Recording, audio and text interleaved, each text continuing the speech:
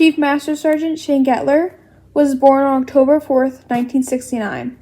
Chief Master Sergeant Shane Gettler enlisted in the United States Air Force and is now in the Air National Guard. His parents were originally a stay-at-home mom, and his dad was an office manager.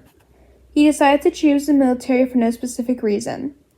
He explains that when he first enlisted in 11th grade, he felt proud that he was joining the military. His family's response was very positive. He explained his first day in basic military training as stressful, but could not fully remember what it was like. He explained his favorite memory from training wasn't anything specific, but helping everyone to be the best that they can be. After basic military training, he went on to do technical school training, where he learned different things in the cyber and communications work field. He learned how to install different cables and antennas. He also had to learn how to drive special trucks. He said the hardest thing he needed to adapt to was not being with friends and family. After his technical training, he went to Germany for 2 years. He told us that when he first went to Germany, he was either 18 or 19 years old and very overwhelmed. He had a hard time being that far away from family and friends, but he learned how to adjust later on. When we asked where he traveled, he didn't have any specific places, but he did say during his 4 years with the Air Force, he traveled all around Europe. He explained that yes, while they were there to work, they could also leave base. He explains that he remembers going around and getting immersed in the culture and meeting different people along with it. He said they could go to different historical sites or other activities that were happening in and around the community. He explained after those 4 years he joined the Air National Guard, which he is still in today and still travels a lot to this day. He was never in combat, but he has gone to areas where there is active combat. He was always a support structure, so he would be on the base helping those in combat.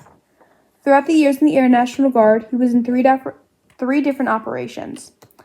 He explains that those 3 different operations included Operation Enduring Freedom, Operation Inherent Resolve, and Operation Noble Eagle.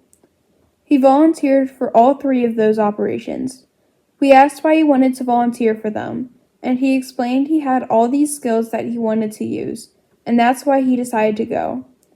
We asked what he did at Operation Noble Eagle. He said that was right after 9/11, and he went to Qatar for this operation. We also asked what he did for Operation Inherent Resolve, and what it was like, and what he did. He explained it was in Iraq. There was a lot of different bases that his airmen were at, but he was working out of Camp Tahaji. He and his crew were building up cyber infrastructure on the bases. More specifically, he was putting in fixed comms, fire optic tables, and other things in that nature. Lastly, for the operations, we asked what Operation Enduring Freedom was like and what he did. He said that he went back to Qatar for this one as well. He went in 2014. He explained that he did a lot of the same things there, a lot of engineering and installing. He shared that during his time he was deployed, he did travel a bit. He said he went to Qatar, Kuwait, and Afghanistan. We asked if there was anything specific in the culture that stuck out to him from any place, or if he ever had to adjust to fit in different places. He explained that they never had to change anything about them, but he did need to be careful not to offend anyone. We also asked how he kept in touch when not home. He explained that obviously varied from his first time in active duty to his latest deployment. For his first time in Germany, they were still writing letters and making phone calls. He then moves on to his first deployment where they could call and email, but they would still occasionally write letters to home.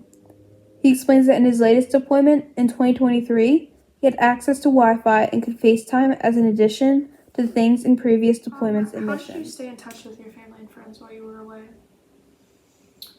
So that varied a lot. I mean, from my first time active duty, there I think we were still writing letters, and we would make phone calls. And then if I fast forward to like my first deployment, there we were making phone calls. We had email then, so we could email back and forth. I think we still wrote letters to some extent. And then you go forward to like my last deployment here in 23, you can FaceTime, do all that kind of stuff. You have Wi-Fi, computers, all that fancy stuff. We then asked Chief Gettler about his ranking and his responsibilities that come with it. He moved up 9 different promotions from E1 to E9, from from the start of his service, which he said was a very difficult thing to do. But he said the easiest part was the camaraderie. He is currently an E9, which means he has had 9 different promotions in his service. He explains that his current responsibilities are that as a E9, you are an overall manager. He explained the responsibilities can vary depending on the squadron that you are placed in, but his specific responsibility is to make sure his 120 airmen are ready to deploy at any time, keep up morale, and he is also in charge of the discipline. Sure. So, at least in the Air Force, and I think across the military, there's very good documentation on development plans, and they very explicitly tell you what you do at different levels of your military career. So obviously, as a E1 to about E4, you're focused on learning your skills, learning how to be good at your trade. In combination with that, you're starting to learn leadership skills. You're starting to learn more about the military.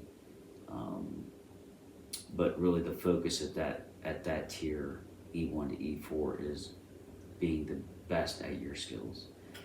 And then at E5 to E7-ish, you become a non-commissioned officer. So there you start to really get more technical on your skills. So you should be very technically proficient. And then you start to focus more on your leadership skills. So there's different schools that you go to at that point in your career to learn more leadership skills. And then E7 to E9, you're basically at a management level there. So you're basically using all those leadership skills you learned to help that E1 to E6 do what they need to do. We asked Chief Gettler what his favorite thing is about serving, and he said that the community and being a part of something bigger than yourself. Later, he also said that the reason you stay in service is for the people. Everyone joins for different reasons, but that's the reason you stay in. Lastly, he asked what he would leave for future generations that would listen to this interview, and he stated that he believes his service helped him become the person he is today. He said it gave him a foundation, and it gave him so many other benefits.